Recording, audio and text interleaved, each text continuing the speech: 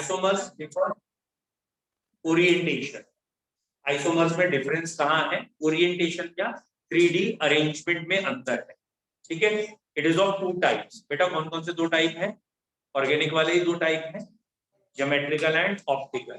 तो अब हम स्टार्ट कर रहे हैं पहली हेडिंग यहाँ पे, दैट इज ज्योमेट्रिकल आइसोमेरिक। ठीक है, ज्योमेट्रिकल आइसोमेरिक। बोलो बच्चों, नाम तो थोड़ा बहुत क्लियर है। मैंने जो एक कांसेप्ट समझाया वही बार बार चल रहा है बेटा, कि ये वर्ड आइसो मतलब सेम, मेरिज मतलब मॉलिक्यूलर फॉर्मूला, और ये जो पीछे लिखा है वो अलग, यानी इसकी क्या चीज अलग है? ज्योमेट्री अलग। Is it clear? तो ज्योमेट्रिकल आइसोमेरिक का बेसिकली मतलब geometry change.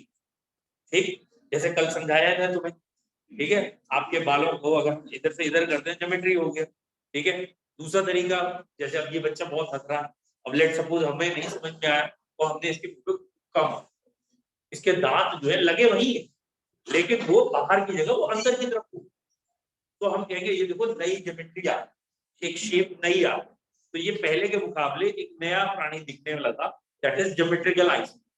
Is it clear? तो ज्योमेट्री मतलब क्या है? शेप वही रहे लेकिन ओरिएंटेशन चेंज होने की वजह से ज्योमेट्री चेंज।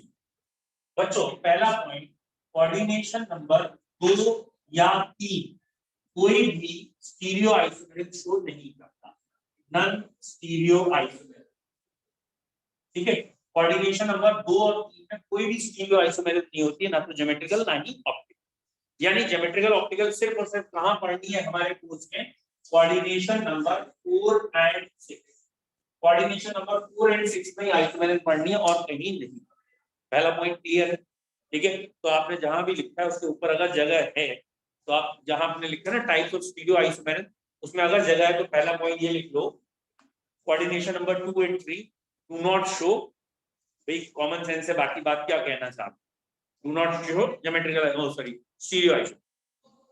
ठीक, बाकी बेटा सेंटेंस तो आप कॉमन सेंस फ्रेम कर लोगे ना।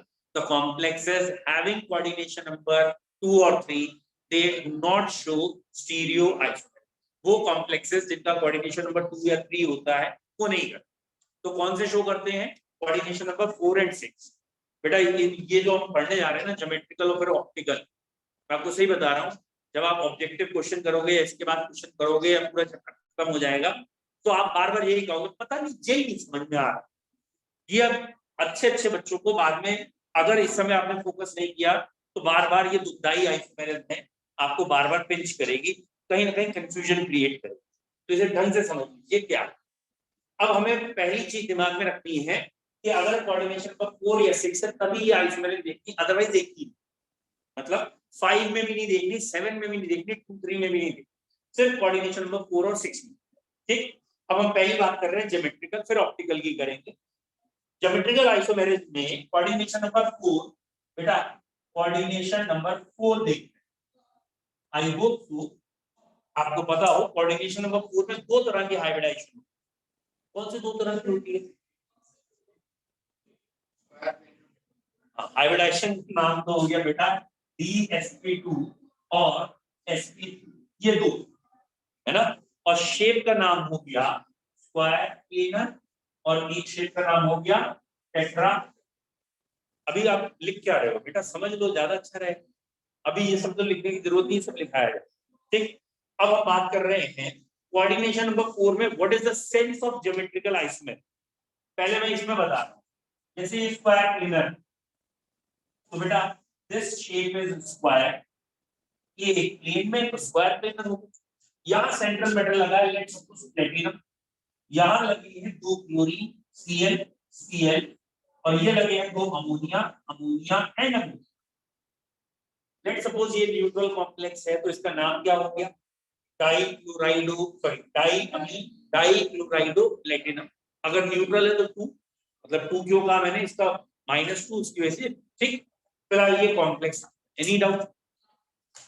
अब नेचर में एक और शेप देखने को मिली, सॉरी एक और ज्योमेट्री देखने को मिली।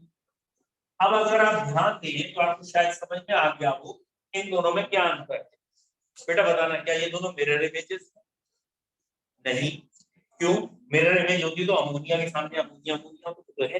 फिर इन दोनों में क्या अंतर है? Relative position of chlorine and ammonia देखिए, यहाँ दोनों क्लोरीन में एंगल कितने डिग्री का है 90, यहाँ दो क्लोरीन में एंगल कितने का हो गया 180। अच्छा ओवरऑल शेप बाहर से कैसी, ये भी स्क्वायर ये भी स्क्वायर, शेप में अंतर नहीं लेकिन ज्योमेट्री में अंतर। तो अब एक वर्ड समझ में आ गया, what is difference between geometry and shape. Shape overall होता है और ज्योमेट्री होती है रिलेटिव एंगल्स, कि दो क्लोरीन के बीच का एंगल यहाँ क्या था और यहाँ क्या था, बदल गया तो हम कहेंगे यहाँ इन दोनों की ज्योमेट्री अलग, इसलिए ये दोनों एक दूसरे के ज्योमेट्रिकल आइसोमर्स हैं। और अगर एक जैसे ग्रुप पास में दिखे यानी कम एंगल पे दिखे और बाद में ज्यादा एंगल पे दिख रहे हैं, तो जहां कम एंगल है वो सेज है और जहां ज्यादा एंगल है वो ट्रांस। 90 और 180 है जैसे यहाँ, तो सेम ग्रुप 90 पे सेज है और 180 पे है तो ट्रांस। पहला पॉइंट समझ में आया। अभी लिखना नहीं है, मैंने आपको एक ओवरव्यू दिया है, बात नहीं ठीक है। अभी लिख पाऊंगा ना इसलिए कहा। अब मान लीजिए ये मेटल मैंने एम मान, ठीक है। अब यहाँ सबसे बड़ी प्रॉब्लम यही आएगी कि पूरी आइसोमेरिज्म जब हम पढ़ेंगे ना तो हम जनरलाइज करके पढ़ेंगे मेटल एम, और एग्जाम में कभी क्वेश्चन नहीं आता एम नाम से, वो नाम दे देते हैं प्लेटिनम और हम लिखेंगे एम, तो इसको कनेक्ट कर लीजिएगा आप तब अच्छा रहेगा। अब ये एम मेटल है और लेट सपोज ये tetrahedral shape, sp3 hybridisation tetrahedral shape, ठीक है। अब यहाँ लगाए let suppose chlorine chlorine ammonia, ठीक है बेटा।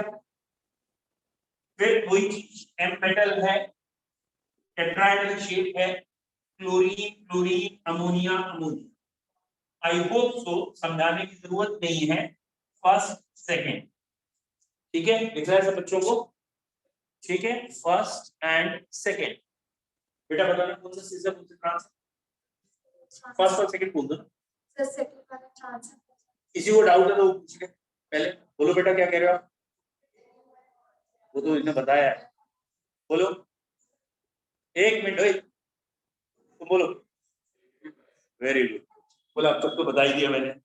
तो ये जो आपने मिस्टेक की है एक दो बच्चों को छोड़ के, बाकी सबने जो मिस्टेक की है वो ये बेटा, ये वाला एंगल 109.58 था क्योंकि ये टेट्राहेड्रल है ना, और बेटा ये वाला एंगल ये भी 109.58 था क्योंकि what is the meaning of tetrahedral, सारे एंगल एक से होते हैं, तुम पेपर पे कैसे भी बना लो।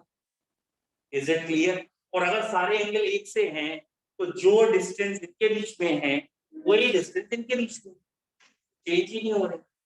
तो अब पॉइंट क्या आ गया, अगर कोऑर्डिनेशन नंबर 4 है और sp3 हाइब्रिडाइजेशन है तो ज्योमेट्रिकल होगी, क्योंकि ज्योमेट्रिकल होने के लिए एटलीस्ट दो अलग अलग एंगल होने चाहिए कि वो दो चीजें पहले पास थी बाद में दूर हो गई।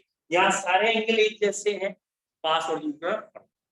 Is it clear. आप भूल गए शायद मैंने ऑर्गेनिक में आपको बताया था, दैट इज हेलोरियन में ये एंगल 90, ये 108 हुआ 109, फिर एक यहाँ लग गया था, ये तीनों 109, चौथा लगा तो सब 109 पे थे, तो सारे एंगल एक जैसे हैं।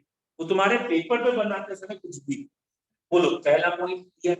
तो कोऑर्डिनेशन नंबर अगर 4 है और उसमें sp3 हाइब्रिडाइजेशन है तो भैया ये आइसोमेरिक नहीं हो सकता। और अगर dsp2 है तो पॉसिबिलिटी है कि वो कंपाउंड करे, पॉसिबिलिटी। जैसे ये कंपाउंड लिख दिया कॉपर टेट्रामीन सल्फेट, मैं आपको बता दे रहा हूं इसकी हाइब्रिडाइजेशन dsp मान, ठीक है, लेकिन चारों अमोनिया लगे, क्या आप कोई दूसरी चीज बना सकते हो। पॉइंट समझ में आ गया। चारों तरफ अमोनिया लगी है ऊपर यहाँ यहाँ यहाँ यहाँ, और उन अमोनिया में कोई भी अंतर नहीं, मतलब कोई आइसोटोप भी नहीं, तो जब सभी एक जैसे तो एक ही जैसे रहेंगे, अंतर आएगा ही नहीं। तो यहाँ ज्योमेट्रिकल आइसोमेरिज्म क्लियर। तो हमें ये समझना कब होता है कब नहीं, क्लियर है। चलिए हेडिंग आपने लिखी है स्टीरियो आइसोमेरिज्म। पहला पॉइंट आपने लिखा है isomers have same molecular formula structural formula, they differ only in orientation. ये आपका पहला पॉइंट है, ये कॉन्फ़िगरेशन। फिर coordination number 2 and 3 do not show any stereo isomer, ठीक है। फिर अगली हेडिंग आपने लिखी है ज्योमेट्रिकल आइसोमर। अब इसमें लिखेंगे isomers differs in their geometry. Isomers में बाहरी में अंतर होगी geometry, isomers differs in their geometry, that is relative angle, relative angle, relative angle। तो ये जो एंगल्स हैं इसमें कौन कौन से ग्रुप्स लगे हैं उनमें कोई ना कोई अंतर होगा, ठीक है। अब ये हमें पढ़नी है कोऑर्डिनेशन नंबर 4 और कोऑर्डिनेशन नंबर 6, एक एक करके पढ़ रहे हैं। तो पहली हेडिंग आ जाएगी GI geometrical isomerism in coordination number 4, geometrical isomerism in coordination number 4, ठीक है, क्लियर। अब इसमें क्या है कि इसमें दो तरह की हाइब्रिडाइजेशन होती है, एक sp3 एक dsp2, या ये टेट्राहेड्रल शेप और ये स्क्वायर प्लेनर शेप, ठीक है। फिर हम ये लिखेंगे ये तो शो नहीं करेगा, ये कर सकता है, ठीक है। इसमें डैश लेके लिखते हैं कोऑर्डिनेशन नंबर 4 में इट मे हैव, मतलब कोऑर्डिनेशन नंबर 4 के लिए इट आया है, it may have sp3 hybridisation उस कॉम्प्लेक्स की या सेंट्रल मेटल की हाइब्रिडाइजेशन sp3 हो, it may have sp3 hybridization in tetrahedral shape, sp3 hybridization in tetrahedral shape, ठीक है बच्चों, sp3 hybridization tetrahedral shape, comma it do not show GI, sp3 hybridization tetrahedral shape नहीं show करेगा GI, it may have sp3 hybridization tetrahedral shape, it do not show geometrical isomerism, बेटा क्यों नहीं करेगा, as all the angles are same, ये इसलिए नहीं करेगा क्योंकि इसमें जितने भी तरीके के एंगल हैं वो सारे सारे सेम, दैट इज 109 वो जब दूसरी ज्योमेट्री पॉसिबल नहीं, वोकेशनल लैंग्वेज में only one kind of geometry is possible, इसमें ज्योमेट्री एक ही है, दूसरी ज्योमेट्री है ही नहीं। अब बात करनी है कोऑर्डिनेशन नंबर 4 की दूसरी हाइब्रिडाइजेशन, सेकंड लिखते हैं dsp2 hybridized, dsp2 hybridized square planar complex may show geometrical isomerism, dsp2 hybridized square planar complex may show geometrical isomerism, ठीक है बेटा। लेकिन इसका पहला पॉइंट बेटा, इसका पहला पॉइंट अगर Ma4 हुआ यानी सेंट्रल मेटल M है और चारों लिगेंड एक जैसे, या Ma3 हुआ साथ में B लगा है यानी तीन लिगेंड एक जैसे और एक अलग, और Ma होल ट्वाइस हुआ, A होल ट्वाइस, ठीक है, इन तीन कंडीशन में ज्योमेट्रिकल आइसोमेरिज्म नहीं। पहले फिर से सुन लीजिए, ये जब एग्जाम्पल आएगा ऐसा कुछ एग्जाम्पल होगा कॉपर टेट्रा अमीन और कोई चार्जेस हो कुछ हो व्हाटएवर, ये जब एग्जाम्पल आएगा ऐसा होगा निकल अमोनिया 3 टाइम्स क्लोरीन व्हाटएवर, ठीक है। ये जब आएगा तो बोलो प्लेटिनम इथाइलिन टाइमिन ट्वाइस, ये पाइरेटेट का एग्जाम्पल, इज इट क्लियर। इन सब में कोऑर्डिनेशन का चार्ट आया क्या है और इनका पैराफ्रेज या इनका एक एग्जांपल हम ये कह रहे हैं, जब ट्राई किए कोई मेटल हो और ये चिप इसके आगे आपने लिख लिया होगा डू नॉट शो आइसोमेरिज्म, ये तीन कंडीशन की करेंगी अगर कोऑर्डिनेशन नंबर 4 है, it not show geometrical iso, ये ज्योमेट्रिकल आइसोमेरिज्म शो नहीं करेंगी तीनों कंडीशन, ठीक है बेटा। डन। सबसे ज्यादा गलती इधर होती है, ये याद ही नहीं आता, ठीक है, ये बाइडेंटेड लिगेंड, और अगर ये है Na2B2 A2B2, ठीक है, दो एक जैसे दो, और इन सबकी हाइब्रिडाइजेशन dsp2 स्क्वायर प्लेनरी है तो ये शो करेगा Na2BC, ठीक है, ये भी ज्योमेट्रिकल आइसोमेरिज्म शो करेगा, और ये MAB ट्वाइस ये भी करेगा, मतलब कोऑर्डिनेशन नंबर अगर 4 है तो इस 4 में बेटा बाद में इस 4 में दो एक जैसे हैं, दो एक जैसे हो जाए, दो एक जैसे हैं बाकी दोनों अलग है तब भी हो जाए, और AB ट्वाइस है तब भी हो, ठीक है। अब एक आध के दिमाग में जरूर आएगा एम एबीसीडी हुआ तो वो भी करेगा, वो अभी हम करके दिखा रहे हैं वो कैसे करेगा, बस लिखा क्यों नहीं है। ये जो तीन कंडीशन है इनमें दो आइसोमर होंगे, एक सिस और एक ट्रांस, मतलब दोनों ए ग्रुप पास पास है, सिस डायगोनल चले गए ट्रांस, यहाँ पे भी दो पास पास है, सिस डायगोनल गए ट्रांस, यहाँ ए बी लिखा है तो एक डोनर ए है और एक डोनर बी, दोनों ए पास में है तो सिस और ए डायगोनली चले गए तो ट्रांस, ठीक है। तो इसके दो ही आइसोमर है, एक सिस और एक ट्रांस। इनका एग्जांपल देख लेते हैं, जैसे ये लिखा है प्लेटिनम अमोनिया दो बारी और क्लोरीन दो बारी, ठीक है। तो इसमें एक सिस होगा और एक ट्रांस, डन। यहाँ पे मान लिया हमने यही है प्लेटिनम, अमोनिया भी है, वाटर भी है और एक दो क्लोरीन, ठीक है। प्लेटिनम अमोनिया वाटर और दो क्लोरीन, तो दोनों क्लोरीन जब पास में तो सिस और डायगोनली है तो ट्रांस, ठीक है। और बेटा ये है प्लेटिनम और यहाँ लिखा है GLY ग्लाइसिन ट्वाइस, ये सबसे खतरनाक है क्योंकि याद नहीं आता कि ग्लाइसिन एक बाइडेंटिक लिगेंड है और ये दो बारी लगा है तो ग्लाइसिन ट्वाइस। बोलो क्लियर है, आपने इन तीनों के लिए लिख दिया। It exist in two geometrical isomer, one cis other trans, इसके दो आइसोमर होंगे इन तीनों के, एक सिस और एक ट्रांस, बता दें। एक आध किसी का भी आप ट्रांस चाहे तो बना लीजिएगा, ठीक है। ये सिस है और ये ट्रांस है, सेम ग्रुप सेम साइड है तो सिस है और सेम ग्रुप डायगोनल चला गया तो ट्रांस, ठीक है। नेक्स्ट ये M A B C D, ये M A B C D में आपको दिख रहा है चारों लिगेंड्स अलग अलग, तो एनसीईआरटी में भी ये दे रखा है इसके थ्री आइसोमर्स, इसलिए इसे अलग पार्ट, इसके थ्री ज्योमेट्रिकल आइसोमर्स, इसके ज्योमेट्रिकल आइसोमर तीन, ठीक है। और तीन में से दो सिस हैं और एक ट्रांस, तीन ज्योमेट्रिकल आइसोमर है, दो सिस एक ट्रांस। कैसे है बच्चों देखो, ये लिखा है हमने एम,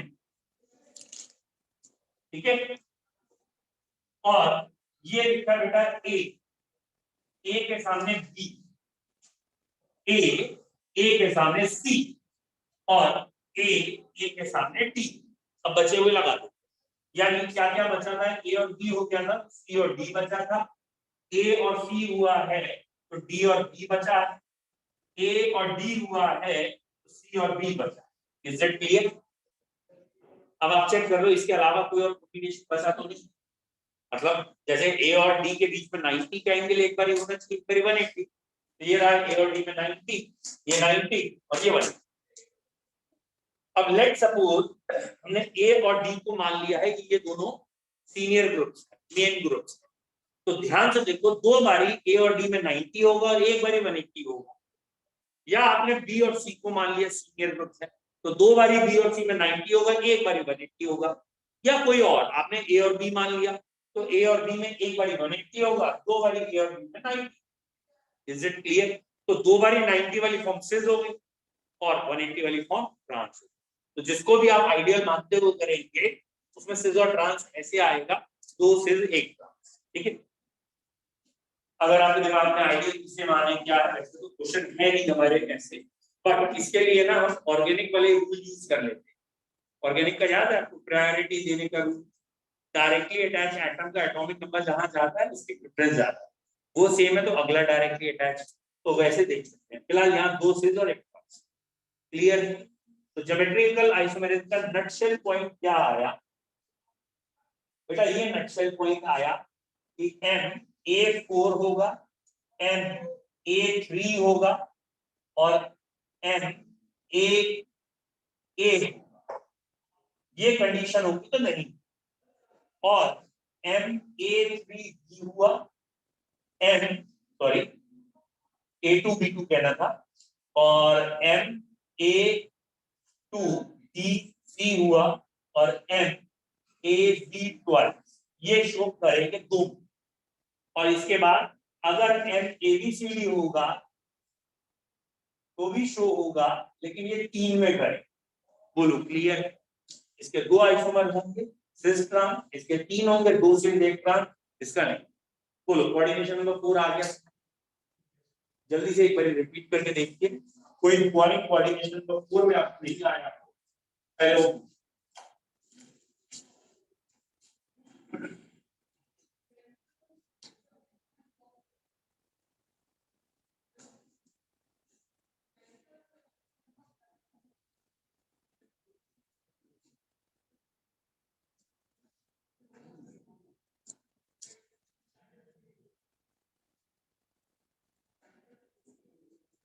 डन।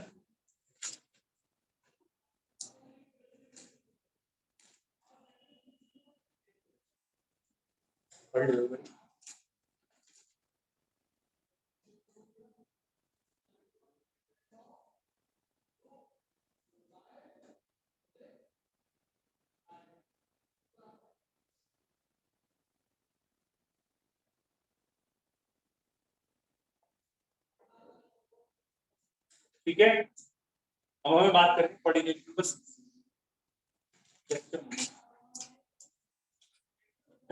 अगली हेडिंग का नाम हो गया कोऑर्डिनेशन नंबर 6। कोऑर्डिनेशन नंबर 6 का अपने आप मतलब है ऑक्टाहेड्रल कॉम्प्लेक्स है, चाहे वो इनर हो या आउटर। इनर आउटर से कोई मतलब नहीं होता आइसोमेरस में, इनर आउटर भी पढ़ने हाइब्रिडाइजेशन में आपने। फिलहाल कोऑर्डिनेशन नंबर 6 की शेप होती है ऑक्टाहेड्रल, चाहे कॉम्प्लेक्स कोई भी हो, इनर आउटर शेप है ऑक्टाहेड्रल। तो ये थोड़ा समझना ज्यादा जरूरी है। कोऑर्डिनेशन नंबर 6 और शेप इज ऑक्टाहेड्रल। एक बार इस शेप को एक बार समझ के देखिए, शायद आपको क्लियर हो जाए व्हाट इज ऑक्टाहेड्रल शेप। ठीक है, तो बेसिकली जो ऑक्टाहेड्रल शेप कहना चाहते हैं उसका मतलब क्या है। ठीक, जैसे मान के चलिए 6 लिगेंड लगे सेंट्रल मेटल से। 6 कैसे लगे, जैसे सपोज यहाँ बीच में सेंट्रल मेटल सेंटर, तो एक लिगेंड ये, एक ये, 2 हो गए। ये समझ में आया? इधर उधर 4 हो गए, और फिर ये, तो ये 6 लिगेंड ऐसे लगे। क्लियर हो रहा है 6 कैसे लगे? 2 4 6। डन, यहां तक क्लियर है? ये जो बीच के आपको 4 दिख रहे हैं इस समय, अगर मैं यूं कर दूं तो ये वाले 4 बीच में आ जाएंगे, कोई भी प्लेन में होंगे तो 4 लिगेंड आपको प्लेन में दिखेंगे और 2 लिगेंड प्लेन के ऊपर और नीचे, मतलब एक ऊपर और एक नीचे। 6 की फोटो क्लियर है क्या है? तो 4 लिगेंड आपके प्लेन में है। अब इसको आप थोड़ा सा और डायग्राम चेंज करें तो एग्जैक्ट स्क्वायर भी दिखने लगेगा, या किसी एक एंगल से दिख भी रहा हो। ठीक है, तो ये 4 जो है स्क्वायर में, एक ऊपर है और एक नीचे। Is it clear? अब एक क्वेश्चन आ सकता है या आपके दिमाग में, ऑक्टाहेड्रल नाम भाई ऑक्ट तो 8 के लिए होता है, यहां तो 4 और 6 लिगेंड, नाम 8 का क्यों? क्योंकि जब आप इसकी फेसेस बनाओगे ना, फेस, तो इन दोनों से एक फेस आए, इन दोनों से एक फेस, इन दोनों से एक, इन दोनों से एक, तो ऊपर 4 फेसेस आ जाएंगे और नीचे भी 4 फेसेस, इसलिए फेसेस कितनी दिखेंगी? हाँ। Is it clear? या इन जनरल आपने कोई भी हेक्सागन टाइप की चीज देखी हो, जैसे पेपर वेट होती, तो वो जो हेक्सागन पेपर वेट हैं उनको अगर आपने ध्यान से देखा हो तो उसमें 8 फेसेस दिखेंगे, 6 फेसेस आपको चारों तरफ दिखेंगे, ऊपर और नीचे भी दिखेंगे, वो 8 फेसेस हेक्सागन की होगी। तो इसीलिए टोटल फेसेस 8 होने की वजह से नाम है ऑक्टाहेड्रल। तो क्या आप आपको ये फोटो समझ में आ, इज इट क्लियर? ये क्या कह रहा है फोटो? ये वो 4 लिगेंड हैं जो हम एक प्लेन में दिखा रहे थे, ये प्लेन के ऊपर वाला लिगेंड और ये प्लेन के नीचे। Is it clear? ये शेप ऑक्टाहेड्रल क्यों है? हर 2 लिगेंड से एक फेस आती है और ऐसे ही यहां से आएगी, तो ये 2 इधर की फेस, 2 आगे पीछे, तो टोटल फेसेस इसमें कितने दिखने लगेंगी? 4 ऊपर 4 नीचे 8, और इसलिए इसका नाम है ऑक्टाहेड्रल। बोलो क्लियर है यहाँ? अब अगर इसमें 6 के 6 एक जैसे हैं तो कोई दूसरी फोटो बनेगी, कोई दूसरी ज्योमेट्री नहीं बनेगी। 6 की जगह 5 एक जैसे हैं तब भी कोई दूसरी ज्योमेट्री नहीं बनेगी। 5 एक जैसे होंगे तो खाली एक बी ही तो अलग है, तो वो कभी भी आप देखोगे तो कोई दूसरा एंगल या कोई दूसरी शेप नहीं थी। लेकिन बेटा 4 एक जैसे हैं और 2 अलग, या अभी मेरे को वो बताना था, सॉरी। तो यहाँ पे 5 एक जैसे हैं, उसके बाद एक एक प्राइस, मतलब ये वाला सबसे इंपॉर्टेंट है ए प्राइस, ये ज्यादा ध्यान में रखना है। तो इसमें भी कोई दूसरी शेप नहीं आ सकती क्योंकि सिमेट्रिकल बाइडेंटेट। तो इन 3 में ज्योमेट्रिकल आइसोमेरिज्म नहीं है। और इन 3 के एग्जांपल देख लो क्या कहना चाहते हैं। यहां से शुरू कर रहा हूं क्योंकि ये सबसे ज्यादा लगता है। प्लैटिनम ईएन थ्राइस, यहाँ पर कोई भी लिख लीजिए, कोबाल्ट लिख लीजिए, अमोनिया 5 टाइम्स, क्लोरीन एक बारी, या यहाँ पे आपने 6 और 1 जैसे लिखना है, तो आयरन H2O6 टाइम और वाटर। तो इन तीनों में ज्योमेट्रिकल आइसोमेरिज्म नहीं है और एग्जाम में ऐसे क्वेश्चन आए, ए बी में नहीं आए। वहां जाके ना इसको कोरिलेट बच्चे नहीं कर पाते, स्पेशली इसको। वहां लिखा होगा ईएन प्राइस, वो बच्चा इसको याद नहीं आता ना कि ये तो बाइडेंटेट है और सिमेट्रिकल है, और सिमेट्रिकल बाइडेंटेट अगर 3 लगे हैं तो ज्योमेट्री नहीं बनती। तो इन 3 कंडीशन में ज्योमेट्रिकल नहीं। ज्योमेट्रिकल के लिए इसके बाद बहुत सारी कंडीशन है, बहुत बेटा। ठीक, हेडिंग हो गई कोऑर्डिनेशन नंबर 6। कौन कौन नहीं शो कर रहे पहले वो लिख लीजिए, these do not show geometrical isomerism.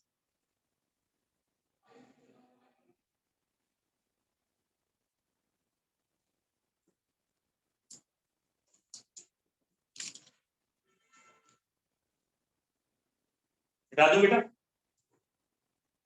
Good.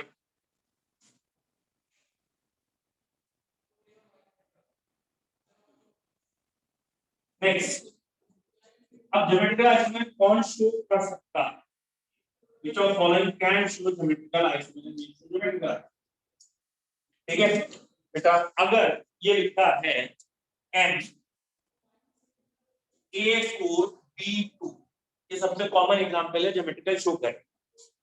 N A4BC, ये लिखा है, ठीक है, क्लियर। और इसके बाद तो आप समझ ही गए, बहुत सारी कंडीशन आई, यानी एन AA ट्वाइस B2, ये भी करेगा, ठीक है।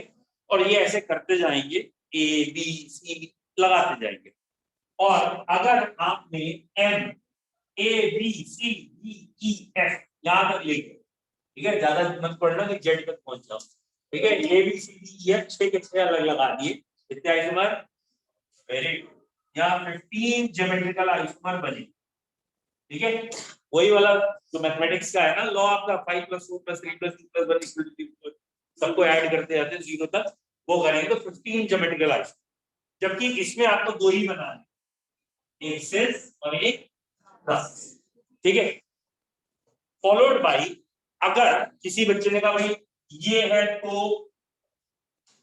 यही तो रहेगा, ठीक है। M A3P3, 3 एक जैसे 3 एक जैसे, तो इसके लिए स्पेशल नाम है, इसमें सिजर ट्रांस ना कहेंगे, ज्योमेट्रिकल आइसोमेरिज्म, बस इसका नाम है स्पेशियल और मेरीडोनल, यानी इसकी शॉर्ट फॉर्म है FAC और इसकी शॉर्ट फॉर्म है MER।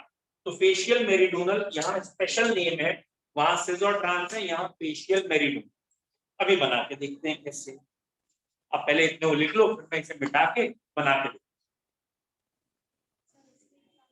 बना तो मैं अभी हम बना इसे मिटा के बना, मतलब जो आप कह रहे हो ना कि यहाँ प्लेटिनम है, अमोनिया है 4 बारी, क्लोरीन है 2 बारी, ये ठीक है।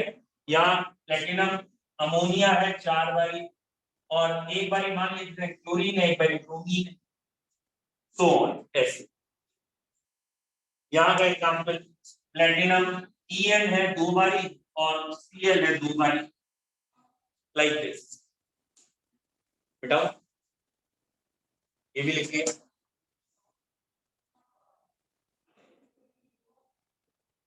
बोलो।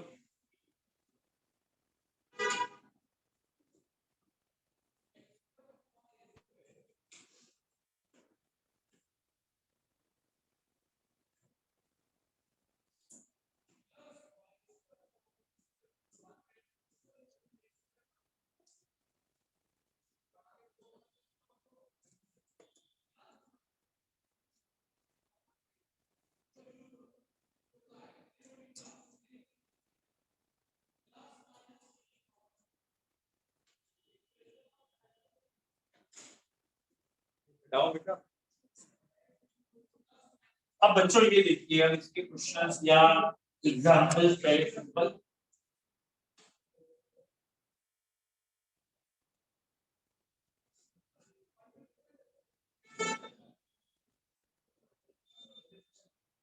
अरे बात ये लिखा है सेंटर में कोई भी आइटम, सपोज प्लेटिनम में रख दिया अभी हमने, और ये 6 यूनिट है, ठीक। सपोज ये क्लोरीन लगी है, ये क्लोरीन लगी है, ये अमोनिया लगा है, ये अमोनिया, ये अमोनिया, ये अमोनिया, ठीक है। अब मैंने जान उसके एक फॉर्म बनाई है बेटा, बता इससे या ट्रांस।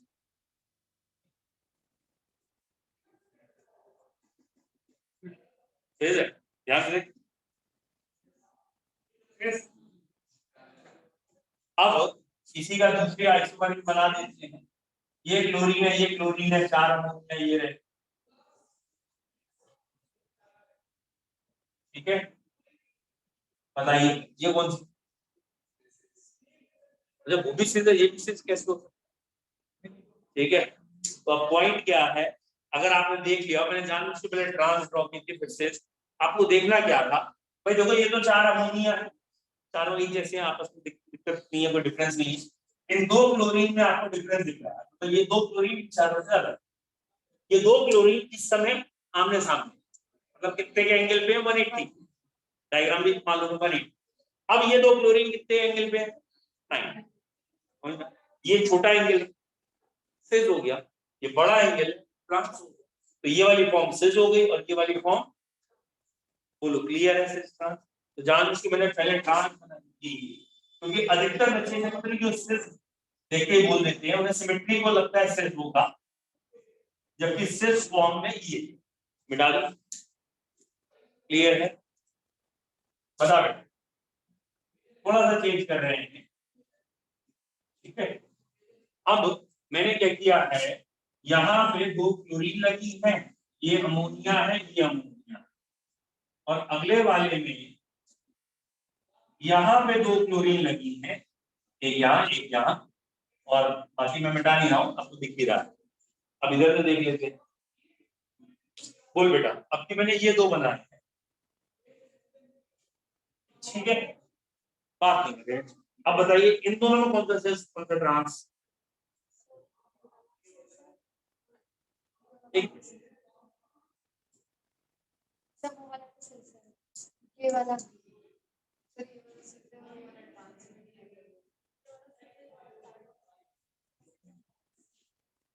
तो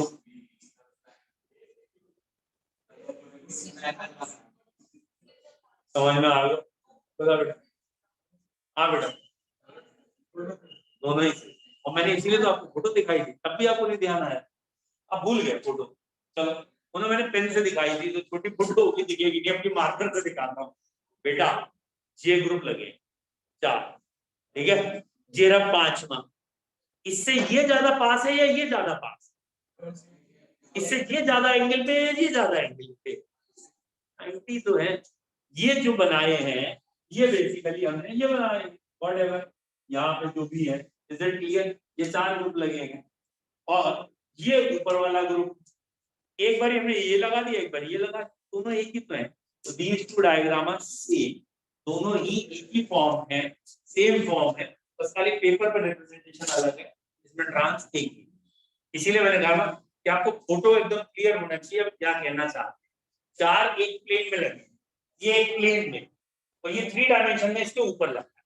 अब इससे ये और ये सेम डिस्टेंस पे, ये जो है ना, ये दोनों सेम डिस्टेंस, अब क्लियर है, कोई डाउट, ठीक डालो। बोथ आर सिस, इसमें कोई भी ट्रांस नहीं, डन।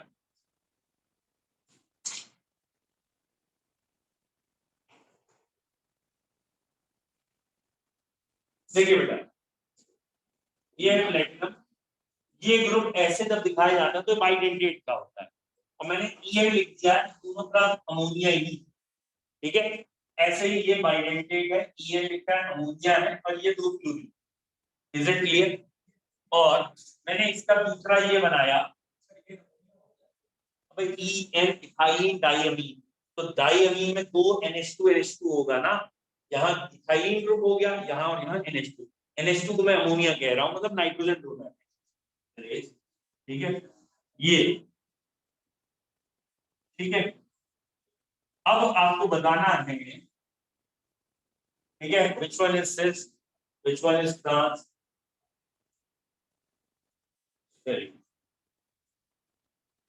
बोल ले भाई, बोल, बोलो बोलो जल्दी बोलो, दोनों ही ट्रांस है, आप बोलो।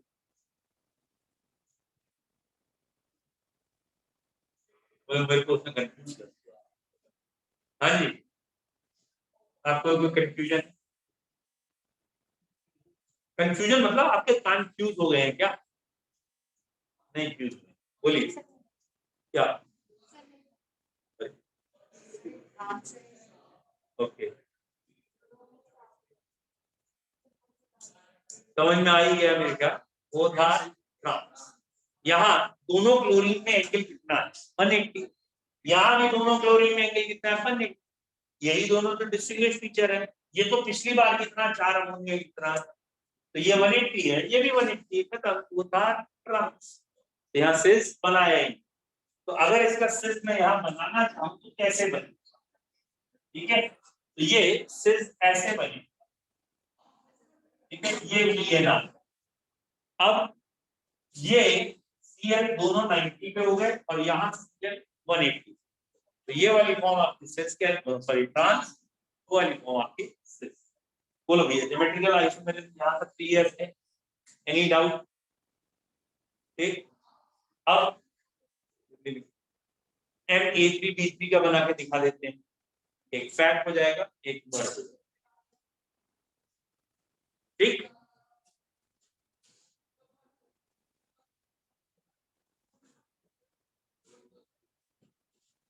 बेटा Ma3 में ये कहा गया है कि यहाँ मेटल है, ये A ligand A ligand A ligand तीनों सेम लाइन से दिखता है आसपास, और ये B ये ऐसे दिख जाए, तो ये पूरे एक फेस पे तीनों दिखता है, तो इसे फेशियल कह देते हैं, तो इसे फैक्ट आइसोमर कहते हैं।